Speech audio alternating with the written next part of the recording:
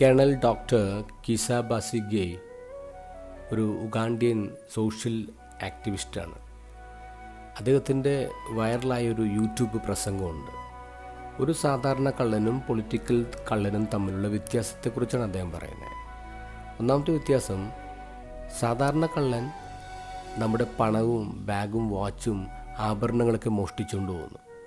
പക്ഷെ ഒരു പൊളിറ്റിക്കൽ കള്ളൻ മോഷ്ടിക്കുന്നത് നമ്മുടെ ഫ്യൂച്ചറാണ്, നമ്മുടെ എഡ്യൂക്കേഷൻ, നമ്മുടെ കരിയർ, നമ്മുടെ ബിസിനസ്സൊക്കെയാണ് ഒരു പൊളിറ്റിക്കൽ കള്ളൻ കട്ടുകൊണ്ട് പോകുന്നത്. രണ്ടാമത്തെ കാര്യം,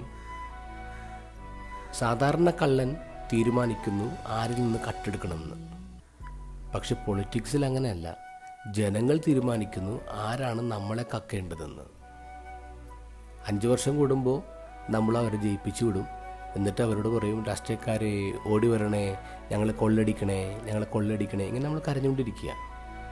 ഇനി മൂന്നാമത്തെ രസകരമായ കാര്യം എന്താണെന്നറിയാമോ? സാധാരണ കള്ളനിൽ നിന്നും നമ്മുടെ വസ്തുക്കൾ സംരക്ഷിക്കാൻ നമ്മൾ ഫൈറ്റ് ചെയ്യുന്നു, ഡിഫെൻഡ് ചെയ്യുന്നു.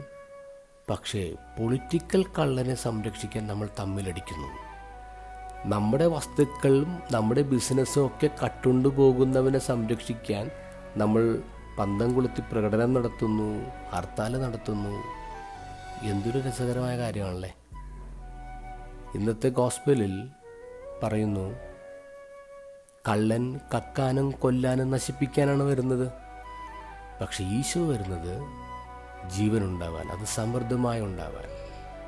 ഇടർച്ച ഉണ്ടാക്കുന്ന സ്വരം അത് എവിടെ നിന്നും ആയിക്കൊള്ളട്ടെ, അത് ഇടയൻ്റെ സ്വരമല്ല, അത് കള്ളൻ്റെ സ്വരമാണ്.